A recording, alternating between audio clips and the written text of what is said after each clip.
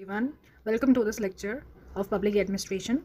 This is our next lecture, and we will discuss about Wilson vision of public administration, and secondly, we will also discuss about evolution and present status of the discipline. So let's start. Wilson, Woodrow Wilson is also known as father of public administration.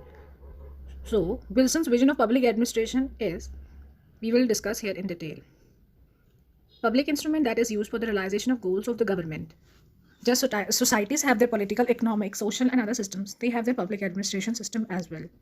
जिस तरह से societies में political system होता है, economics होती है, social systems होते हैं और भी बहुत सारे सिस्टम्स होते हैं, तो उसी हिसाब से पब्लिक एडमिनिस्ट्रेशन भी एक अपना सिस्टम होता है। और ये वो चीज़ है, पब्लिक एडमिनिस्ट्रेशन वो जो है उसका यूज़ होता है जो गवर्नमेंट के जो गोल्स होते हैं, जैसे कि गवर्नमेंट का मेन फंक्शन होता है वेलफेयर स्टेट, तो वो उस चीज़ को अचीव करने में पब्लिक एडमिनिस्ट्रेशन जो है एक इंस्ट्रूमेंट माना जाता है। पब्लिक एडमिनिस्ट्रेशन जो है वो बहुत ही सालों से पॉलिटिकल सिस्टम के साथ एग्जिस्ट करता था, लेकिन उसकी जो सेपरेट आइडेंटिटी है वो रिसेंटली डिस्कवर हुई थी। उसके बाद में और भी बहुत सारे एवोल्यूशन स्टेजेस हुए थे, इसमें इसने क्राइसिस ऑफ आइडेंटिटी और भी बहुत सी चीज़ें देखी थी जो कि हम आगे एवोल्यूशन वाले पार्ट में डिस्कस करेंगे। सो दो तरह के सिस्टम्स ऑब्जर्व होते हैं पब्लिक एडमिनिस्ट्रेशन में, develop in the western countries. Western countries को हम इसलिए स्टडी करते हैं क्योंकि पब्लिक एडमिनिस्ट्रेशन में जो वेस्टर्न कंट्रीज़ हैं उनका जो एडमिनिस्ट्रेशन है वो काफ़ी डिटेल डिस्कस किया जाता है और उसकी ही एग्जांपल लेकर हम बाकी चीज़ों को कंपेयर करते हैं, क्योंकि वहाँ की जो कंट्रीज़ हैं बहुत ज़्यादा एडवांस्ड हैं। और let us start with two system of public administration, the Anglo American system and the French system. Anglo American वालों में there was a self government in local communities और सिटीजन पार्टिसिपेशन भी होता है, जो लोग हैं वो भी पार्टिसिपेट करते हैं और रिस्पॉन्सिबिलिटी होती है एडमिनिस्ट्रेटिव सिस्टम की लेजिस्लेटिव बॉडी को, मतलब उनको आंसरेबल होते हैं वो लोग एडमिनिस्ट्रेटर्स जो होते हैं वो लेजिस्लेटिव बॉडी को, और ऑफिशियल्स की रिस्पॉन्सिबिलिटी भी होती है सिविल कोर्ट्स को, they are answerable for their actions, इन्होंने किया क्या है। और जो फ्रेंच सिस्टम है वो नेपोलियन के टाइम पे मतलब इमर्ज हुआ था, और उसके बाद में इसमें जो है एग्जीक्यूटिव भी बहुत मेन पावर होता है, ठीक है, और जो नेशनल है ना वो डोमिनेट करता है लोकल के ऊपर। लेकिन जो एंग्लो अमेरिकन है वो बिल्कुल इसका अलग है, मतलब बिल्कुल इससे रिवर्स है। वहाँ पे सेल्फ गवर्नमेंट जो है वो कम्युनिटीज़ में देखी जाती है। और यहाँ पे जो है फ्रेंच सिस्टम में professionalisation of the public services भी देखा जाता है, यानी कि उन्हें स्पेशलाइज ट्रेनिंग दी जाती है कि उन्होंने कौन से फील्ड में किस तरह का काम करना है। ये दो चीज़ हमने क्यों पढ़ी, क्योंकि ये जो है ना वुड्रो विल्सन, इनका कहना था कि जो फ्रेंच है ना, जो फ्रांस वगैरह जो यूरोपियन कंट्रीज़ हैं उनमें ये सिस्टम वेल डेवलप्ड है, और जो अमेरिका वाला है वो सिस्टम करप्ट हो चुका है, उसमें बहुत ज़्यादा मतलब नेपोटिज्म है, भाई भतीजा वार है, वो लोग अपने ही मतलब रिलेटिव्स को पोस्ट पे रख रहे हैं और अपने ही जो है मतलब अपने ही जो मोटिव्स हैं उनको फुलफिल कर रहे हैं। तो उसमें ये सब बताया था कि इस चीज़ में जो फ्रेंच सिस्टम है वो बेस्ट है, हमें वो वाली चीज़ को अमेरिकन सिस्टम में इनकलकेट करना चाहिए ताकि जो वहाँ की जो फंक्शनिंग है वो भी इंप्रूव हो सके। तो आगे बढ़ते हैं। वुड्रो विल्सन ने एक ऐसे पब्लिश किया था 1887 में, द साइंस ऑफ एडमिनिस्ट्रेशन।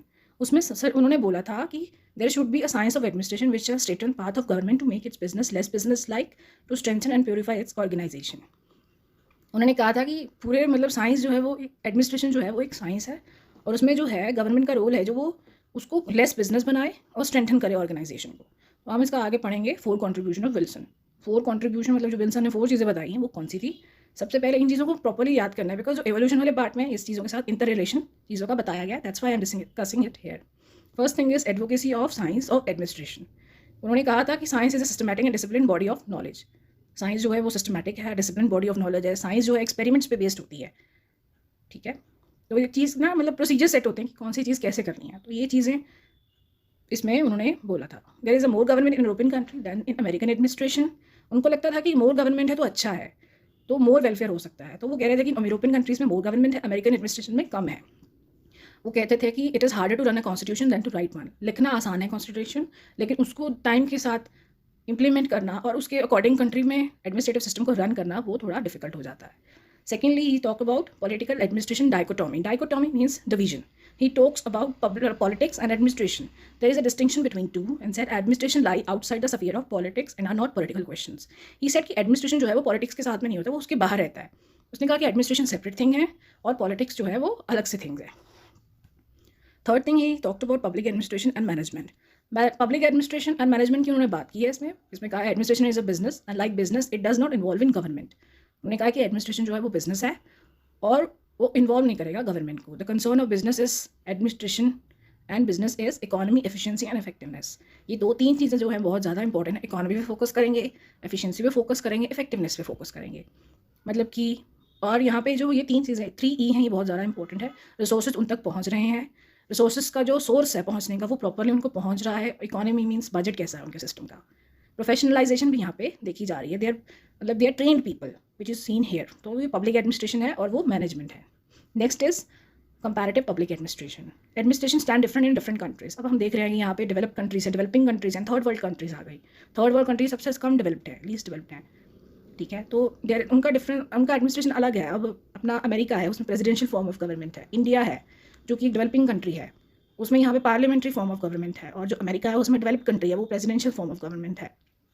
उसके बाद में साउथ अफ्रीका है। ये सब चीज़ें थर्ड वर्ल्ड कंट्रीज़ में आ जाती हैं। तो हर कंट्री का एडमिनिस्ट्रेशन डिफरेंट होता है। It can be same everywhere. One need not to accept the lifestyle of Persian government to learn from the public management experience. अब हमें पर्शियन गवर्नमेंट के पब्लिक एडमिनिस्ट्रेशन में थी कि वहाँ पे उसको जाके अडॉप्ट नहीं करना पड़ेगा कि हमें पर्शियन की ड्रेस पहननी होगी, ये करना होगा, वो करना होगा। हम सिंपली उस कल्चरल लेंस के बाहर से भी उस चीज़ को अडॉप्ट कर सकते हैं, उनमें में चेंजेस ला सकते हैं। अब इंडिया में जो सिस्टम है वो किस चीज़ से निकल के आया है? ये ब्रिटिश राज के टाइम का सिस्टम चलता आ रहा है। आज़ादी के टाइम पे अपना कॉन्स्टिट्यूशन जो है मेजॉरिटी ऑफ पार्ट अडॉप्टेड है। हर कंट्री से पार्ट लिया गया है अपने कॉन्स्टिट्यूशन में। उस चीज़ों को हमने अडॉप्ट किया है, उसके अकॉर्डिंगली हमने खुद को चेंज किया है। कॉन्स्टिट्यूशन में उसके अकॉर्डिंगली रन रूल बुक बना लिया और उसके अकॉर्डिंगली हमारी जो कंट्री है वो रन हो रही है। नेक्स्ट इन विल्सन थ्योरी को पॉलिटिकल पैटर्नेज, वही कि फेवरेटिज्म नहीं हो सकता। जो पॉलिटिकल पीपल है वो अपने लोगों को ही सिर्फ काम पे नहीं रख सकते, ठीक है। ये चीज़ों को कर्व करने में विल्सन की थ्योरी ने बहुत रोल प्ले किया है। इंटरनल एडमिनिस्ट्रेटिव कोऑर्डिनेशन जो है वो इंक्रीज़ हो गया। इंटरनल एडमिनिस्ट्रेटिव कोऑर्डिनेशन इंक्रीज़ होगा तो जो काम है वो डिले नहीं होगा और कोऑर्डिनेशन जो है वो इंक्रीज़ होगा। उसकी वजह से जो है टाइम मैनेजमेंट और जो प्रोसेस है वो थोड़ा स्पीड अप हो जाता है और जो मतलब करप्शन जैसी चीज़ें हैं वो बहुत कम हो जाती हैं। और प्रोफेशनल स्किल्स का उनको फोकस किया गया कि उन्हें टू द स्किल्स अपग्रेड किया जाए, कि प्रोफेशनलाइजेशन किया जाए, कि चीज़ों को वो कैसे बेटर और कर सकते हैं। नेक्स्ट हमारा आ गया एवोल्यूशन ऑफ द डिसिप्लिन। इसको चीज़ को समझने के लिए पीछे वाला डिस्कस किया था ना, you can understand this also easily. इसमें हम देखेंगे कि टोटल 5 स्टेजेस हैं, वो हम एक एक करके डिस्कस करेंगे। स्टेज 1 जो है पॉलिटिकल एंड एडमिनिस्ट्रेशन डाइकोटॉमी है। स्टेज 2 प्रिंसिपल ऑफ एडमिनिस्ट्रेशन है। स्टेज 3 एरा ऑफ चैलेंजेस है। स्टेज 4 क्राइसिस ऑफ आइडेंटिटी है। स्टेज 5 पब्लिक पॉलिसी पर्सपेक्टिव है जो आज भी चल रहा है।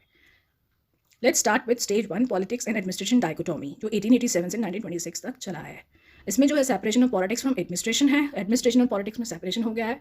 Wilson sir politics is concern with policy making. जो पॉलिटिक्स है वो जो है पॉलिसी मेकिंग का ब्रॉडर आउटर फ्रेमवर्क तैयार करते हैं कि कैसी पॉलिसी होनी चाहिए। और एडमिनिस्ट्रेशन जो है इंप्लीमेंटेशन ऑफ पॉलिसी डिसीजन होता है। पॉलिसी तो बन गया, उसको लागू करने का काम, मतलब कि उसको इंप्लीमेंट, मतलब कि उसको चीज़ को शेप देने का काम एक एडमिनिस्ट्रेटर करेगा। अब वहाँ पे लोकसभा में एक बिल पास हो रहा है, वो एक्ट बन जाएगा प्रेसिडेंट की असेंट से। उसके बाद में उस चीज़ पे इंप्लीमेंट करेगा ब्यूरोक्रेसी। तो ये चीज़ आ गई ताकि जो ग्रास रूट लेवल पे चेंजेस ला जा सके। Science of administration is latest root. पहले तो वो पॉलिटिक्स के साथ ही इंक्लूड था एडमिनिस्ट्रेशन, लेकिन बाद में धीरे से उसको एक सेपरेट डाइकोटॉमी लाकर एक लेटेस्ट अलग से सब्जेक्ट बना दिया गया, साइंस ऑफ एडमिनिस्ट्रेशन। उसके बाद में स्टेज 2 आ रही है प्रिंसिपल ऑफ एडमिनिस्ट्रेशन, जो 1927 से 37 तक चली। इसमें है कि there are certain principle of administration, there are certain principles of administration which could be discovered. कुछ सर्टेन प्रिंसिपल्स होते हैं एडमिनिस्ट्रेशन जिनको हम डिस्कवर कर सकते हैं और अप्लाई किया जाता है ताकि जो इकोनॉमी, एफिशिएंसी एंड इफेक्टिवनेस को इंक्रीज़ किया जा सके। कुछ सर्टेन प्रिंसिपल्स हैं, उनके ऊपर रिसर्च करके हम उनको डिस्कवर करते हैं, उसके बाद में इकोनॉमी, एफिशिएंसी और इफेक्टिवनेस इंक्रीज़ की जा सकती है उस पर्टिकुलर एरिया में। स्टेज 3 आ गया एरा ऑफ चैलेंजेस, 1938 टू 47। ध्यान दीजिएगा 1947 इंडिया का इंडिपेंडेंस हुआ है इस टाइम पे, ठीक है। So human relation approach and behaviour approach के स्कॉलर्स यहाँ पे देखे गए थे। You know this ना, that first we have seen the Taylor and the Fayol which are classical thinkers। उसके बाद में अपने behavior relations and human relation approaches आ गई। The political administration dichotomy idea was rejected। वो इन लोगों ने ये बताया कि ये दोनों चीज़ें separate नहीं है, ठीक है। फिर lack of scientific validity, emphasis on formal structure, lack of universal relevance। This political administration dichotomy idea जो था वो rejected किस basis पे किया जाए, क्योंकि उसमें scientific validity नहीं थी, मतलब साइंस में उसमें ज़्यादा एक्सपेरिमेंट्स नहीं किए गए थे ताकि उस चीज़ को मान्यता माना जा सके।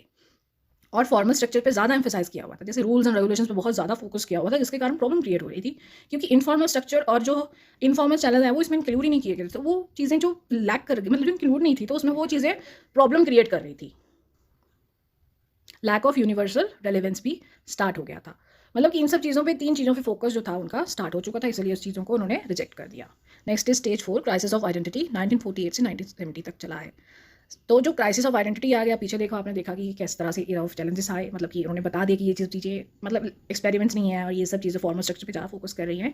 तो जो उनके जो पब्लिक एडमिनिस्ट्रेशन की स्टेजेस में क्राइसिस ऑफ आइडेंटिटी आ गया, तो कुछ जो थे वो मदर साइंस जो कि पॉलिटिकल साइंस है उसमें वापस चले गए, और कुछ जो स्कॉलर्स हैं वो public administration return to administrative sciences. तो उन्होंने कहा कि एक सेपरेट आइडेंटिटी जो होती है ना पब्लिक एडमिनिस्ट्रेशन की, वो लॉस्ट हो गई। मतलब कि कुछ चीज़ें जो स्टार्टिंग में जो लोग थे वो पॉलिटिकल साइंस में चले गए, कुछ एडमिनिस्ट्रेटिव साइंस में चले गए, लेकिन जो सेपरेट पब्लिक एडमिनिस्ट्रेशन सब्जेक्ट था वो उसकी सिग्निफिकेंस ज़्यादा ऑब्जर्व नहीं हो रही थी यहाँ पे, तो इसको क्राइसिस ऑफ आइडेंटिटी कहा जाता है। और इसी टाइम पे वेरियस डेवलपमेंट आगे प्लेस करती रही। The way human body evolved, ठीक है, होमोसेपियंस जो है वो आज का प्रेजेंट ह्यूमन बीइंग है। उससे पहले बहुत तरह के एक एप आया, उसके बाद में कितनी तरह के डेवलपमेंटल स्टेजेस आए, जिस हिसाब से एक एप से एक ह्यूमन, नीदरलैंड्स, होमोसेपियंस, और भी बहुत सारी वैराइटीज़ के ह्यूमन बींग उससे पहले आ चुके हैं। जिस तरह से वहाँ पे चेंजेस हुए, इवॉल्व हुआ, वहाँ पे इसी तरह से यहाँ पे भी एवोल्यूशन होता रहा, चेंजेस आते रहे। जैसे कि ह्यूमन रिलेशन अप्रोच आ गई, growth of comparative public administration आ गया, एडवोकेसी ऑफ इकोलॉजिकल अप्रोच आ गया, emergence of new public administration आ गया। ये सब चेंजेस आते रहे, तो उसके अकॉर्डिंगली फिर उसको अडॉप्ट करते रहे। तो और नेक्स्ट स्टेज आ गई जो कि स्टेज 5 थी, पब्लिक पॉलिसी पर्सपेक्टिव। ये 1971 से लेकर कंटिन्यू ही चल रही है आज तक। और the interpretation of politics and administration at all level, इसमें जो है दो चीज़ें ही हैं मेनली, इसमें पॉलिटिक्स एंड एडमिनिस्ट्रेशन दोनों को कंसिडर करके इंटरप्रेट किया जाता है। कोई भी पॉलिसी हो उसको ऑल लेवल पे, एक तो एडमिनिस्ट्रेटिव पॉइंट ऑफ व्यू से भी देखा जाता है और पॉलिटिकल पॉइंट ऑफ व्यू से भी देखा जाता है, लेकिन साथ में देखा जाता है, अकेले नहीं देखा जा सकता। एज अ सेपरेट आइडेंटिटी अपनी जो सिग्निफिकेंस है वो पब्लिक एडमिनिस्ट्रेशन ने खो दी थी, लेकिन उसके साथ में ही अब वो पॉलिटिक्स के साथ में ही चल रही है। स्ट्रेटेजिक प्लानिंग में interlinking of lots of thing. अब स्ट्रेटेजिक प्लानिंग होगी, साइंस, इकोनॉमी, एडमिनिस्ट्रेशन, इन सब चीज़ों को साथ में लेके ही स्ट्रेटेजिकली प्लान करके लॉट ऑफ थिंग्स को साथ लेके इस सब्जेक्ट को आगे स्टडी किया जाता है। This direct attention toward policy making process as well as toward specific public policy. इस तरह से जो अपना ध्यान है वो पॉलिसी मेकिंग प्रोसेस में बनता है, और आगे कुछ स्पेसिफिक पब्लिक पॉलिसीज फॉर्मुलेट करनी हो किसी स्पेसिफिक सेक्टर के लिए, उसके ऊपर भी फोकस अपना बढ़ जाता है। मतलब ये सब्जेक्ट अब उस तरफ वर्क कर रहा है। तो आज के लेक्चर में सिर्फ इतना ही है। Thank you very much for listening it patiently. Thank you.